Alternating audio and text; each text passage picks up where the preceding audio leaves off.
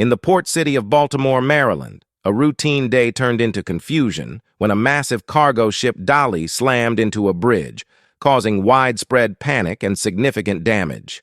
The collapse of a major bridge in Baltimore early Tuesday morning due to a massive cargo ship collision has left multiple people dead and throttled one of the country's biggest ports for the foreseeable future.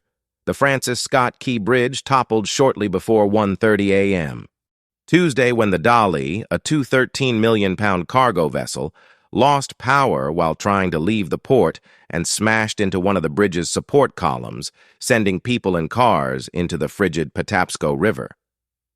As investigations into the cause of the collision continue, one thing remains clear: the importance of prioritizing safety and vigilance in maritime operations to prevent similar incidents from occurring in the future. For more updates, please subscribe our Factmystery Sector channel.